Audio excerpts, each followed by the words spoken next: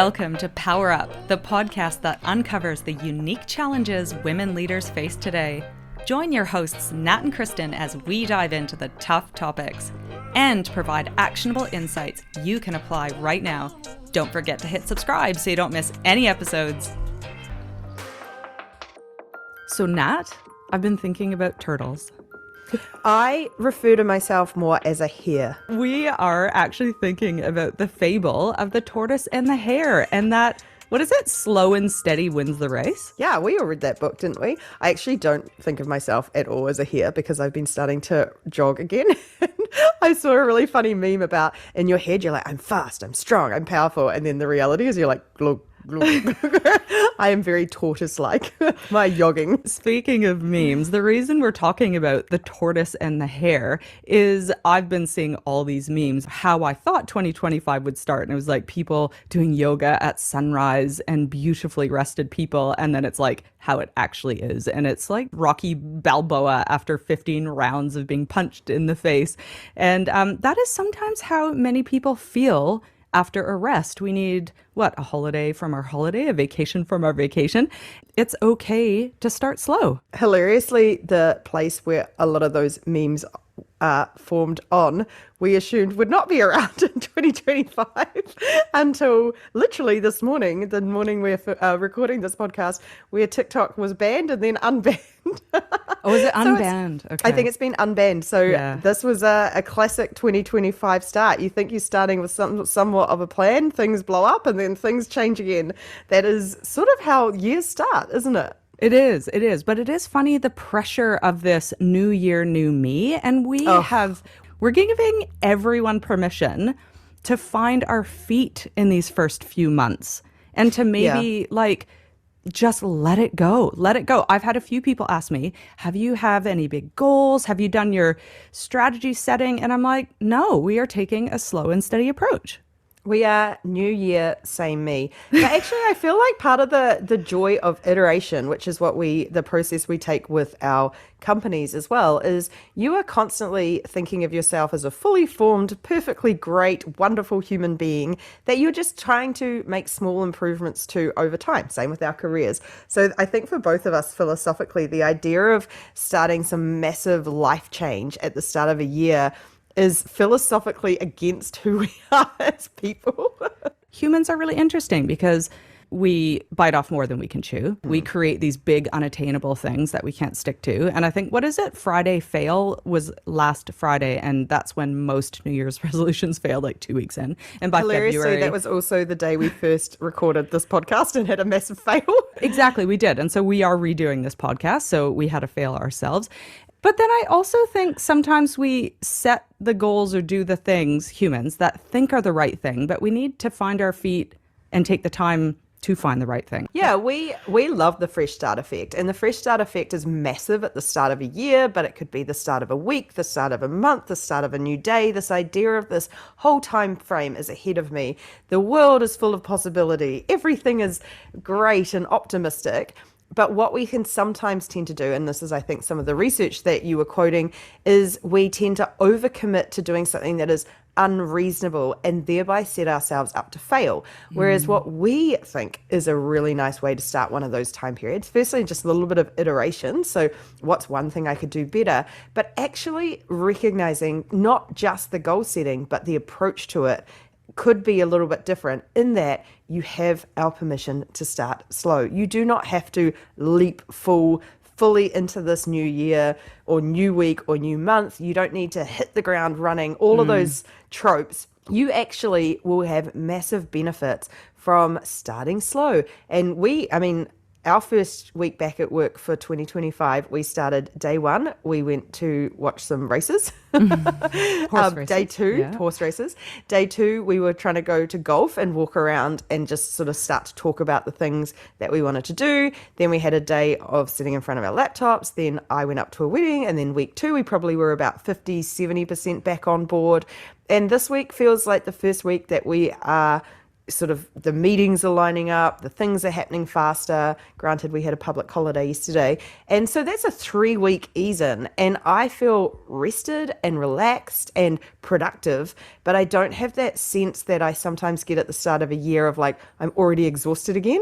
I don't know how you're finding it. 100%. I was telling that very story over the weekend. What's interesting is that we actually experience jet lag not just through time zones. And I was reading a bit about this, that we experience jet lag, our brains and circadian rhythms, anytime we take a break. So even over the weekend or a long weekend or a holiday away, we actually need time to adapt and our brains need a warm up period. We want to reach optimal performance. So like, let's just get there like a tortoise. Yeah, it totally makes sense because I don't know what you're like, but over a holiday, the first couple of days, I keep my sleep schedule from the year. But by the end of the holiday, it may have slipped even by an hour, which feels like not a big deal. But when your alarm goes off first thing on a Monday morning, you feel like jet lag because you are now waking up an hour earlier. So what I've started to do this year is rather than try and wake up immediately an hour earlier, I'm just doing 15 minutes. So like I instead of waking up at 8, which was my holiday wake up, now it's 7:45. Then I'm going to go back to 7:30. And what I tend to find is I wake up slightly earlier than my alarm anyway, but again, it's not the one big change at once that just makes you feel miserable for a couple of days. It's thinking about the warm up. How do I just make little tweaks back to get into work? I still start at the same time. I just have less scrolling time in the morning, but it doesn't feel quite so ugh. Yeah. And I can also appreciate people who do have like in office 9 to 5, especially with all of the return to office stuff. Man, that is cropping up all over the place, eh? But some people Yeah. will have that, but it doesn't mean you need to structure your days in get everything done and Yeah. smash it all out ways. There is a very much a smarter approach. And we've been playing around with this thing called kind of tortoise template. That's what we attacked last week. And now we're redoing it again this week. And this idea of what if we structured our work days or our work weeks, much like the tortoise would. An example would be that you would have Monday for review and reflection. Then you would have Tuesday and Thursday for deep work. And you'd be really focusing on those big rocks, chipping away at those big pieces of work or big goals. And then you'd have Friday again for admin, for review of what went well, what went, what needs to go differently next week. And of course, celebration, because we love that too. But what would that look like if we were to be able to structure our days in this sustainable approach? Yeah, and this is actually interestingly the way a lot of technology projects have been run for decades now. That idea of you've got your design, your planning, then you do your delivery, and then you do your retrospective and understand what you want to change and take forward. And we've said this a lot on PowerSuit. That planning and that reflection are the two steps that most of us miss in our own careers. So we just equate busyness and doing with productivity. But those first and last steps are massively important for finding opportunities to improve productivity or to let go of things that no longer serve you or blockers or understand how you best work. And I do like that for you might, for example, Tuesday to Thursday, find your morning is the best time for deep work, whereas for me, it could be a disaster. So really reflecting on that Friday and going, did it work this week or should I switch that patch? And did I actually stick to it or did a million other things get in the way? How am I going to deal with those million other things next week? Giving yourself that chance to figure it out.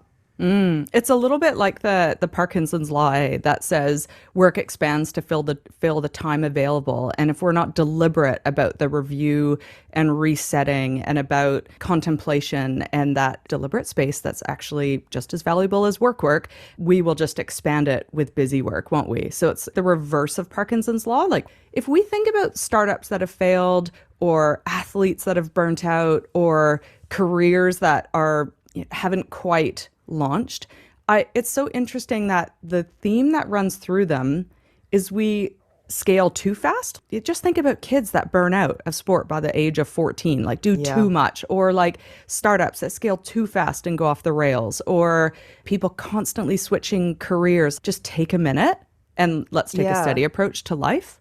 Well, there was someone sent me a podcast the other day about this. Oh, I think it was the Diary of a CEO, and he interviewed this woman who is not trying to grow her company at all costs. She's like, we make good money, everyone gets paid well, we have sustainable work, we have wonderful customers.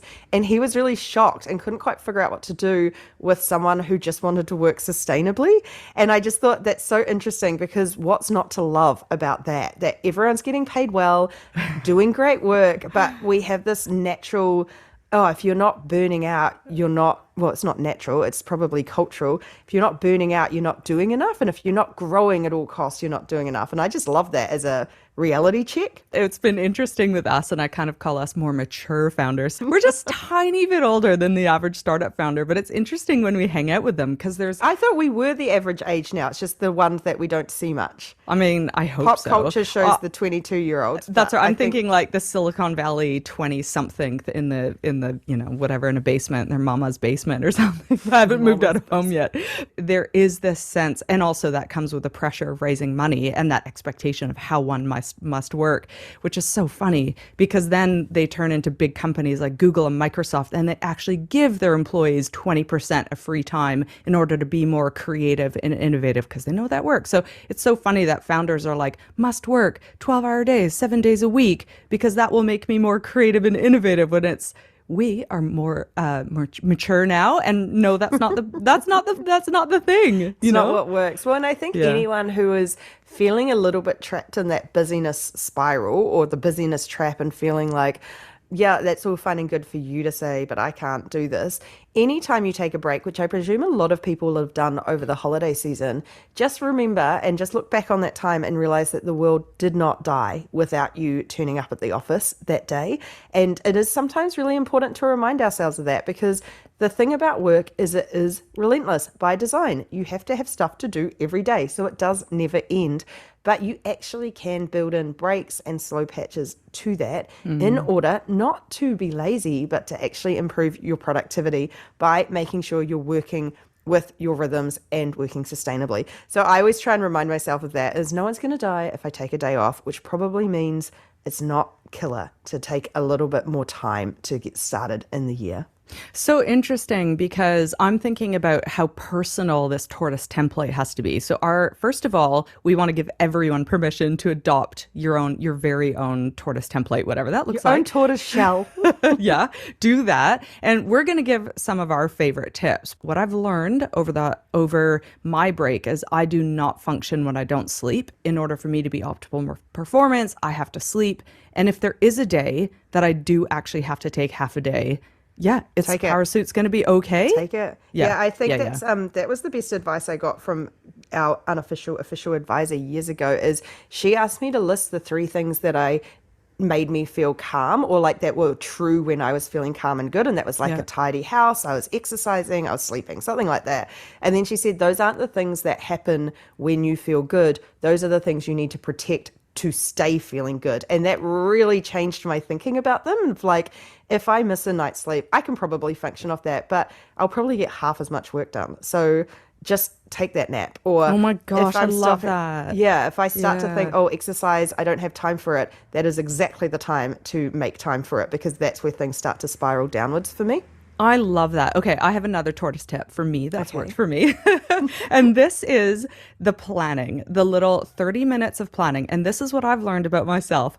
You know how we kind of call it the Monday blues, but actually people start to feel anxiety on Sunday or when they're returning to work, because there's like this weird irrational impending doom of work. Even though like we love work and we love what we do, and most people genuinely have some joy in their current roles or professions or whatever, there's still this sense of doom or dread the day before work on Sunday. Very common phenomenon. And so 30 minutes of planning gets me out of it. So every Sunday evening, this is what works for me. For some, it's Monday morning. For some, it's Friday. They close the bookend of the week by going, this is my week next week. For me, it's Sunday because I feel anxiety. So I will hop on every Sunday night, and I will go, what does my week look like? What does my Monday look like? What do I have to move now? What are the admin tasks that I can spend within half an hour right now that will make my anxiety go away and make me feel prepped and ready for the week? So my tortoise tip is 30 minutes of planning will save 5 hours of chaos, during the week, and or anxiety or both? Yeah, I like that because I have a friend who's a single mother, and her Sunday ritual is ordering her groceries online or getting them delivered online. So she's got all the food set up for the week. She's done her meal planning for the kids, and that's just one load off her brain. I'm probably a little bit the opposite there, that I value the 2 days off. I'm like, I want complete downtime, not think about work as much as possible for those 2 days. But I will often start 8 a.m. on a Monday and do that first, like, or I get up in the morning and often will clean, like I'll pack away any dishes, did the vacuuming this morning, whatever it is, and that's where I start to load up on the work week. So if you're like me and you'd rather have the 2 days fully downtime, please take them, because for some of us that is necessary. Yeah. But you can actually build that planning in, like you say, into the Friday or Monday. And I like that what you called out, the anxiety part there, because I do think if you're finding your brain space is being taken up with work in a not helpful way, sometimes the best thing you can do is just do something and then let it go again. Yeah. Okay. What do you have that works for easing in the slow and steady I've just given you a start? bunch of my cleaning in the Go on. What's another morning. one? What's another one? I actually, if I'm starting a day, and again, huge privilege. Is it privilege to have not given birth? Yes, probably on multiple levels. I love to watch. I'm a YouTube fan, so I'll watch something interesting on YouTube to just go, there's like this joy in starting the day with a little bit of like a treat of watching TV. I was never allowed to as a kid. But I definitely think for me it is like I will get up and do chores to wind into work. On a Friday, I very much close my laptop. Often I will actually, because we work from home, put my laptop in a cupboard so I don't see it for the weekend, so that it's not physically a reminder. Clever. Yeah, I used to not go into my office, my home office. Now I Is that just like work a from the don't put a lounge. TV in your bedroom kind of thing? Well, I just think sometimes, like for me, I'm very good at being able to switch off, but I need Yeah. to remove the things that make me switch back on. So I think, I mean, I do have, I'm joined at the hip with my laptop. I will take it everywhere with me. However, we do live in a place that has regular earthquakes. So I'm like, I won't take it out to a bar, but I will take it if I go away for the weekend. But yeah, no, I think it's That's actually cool. hiding those visual indicators to give myself that break and permission. Like I am, and I love that we talk about this stuff, that we know we work differently in some cases, but we both give each other permission to go, yeah, you do what you need to do. We know Yeah. that you'll do what you need to do on the flip side too.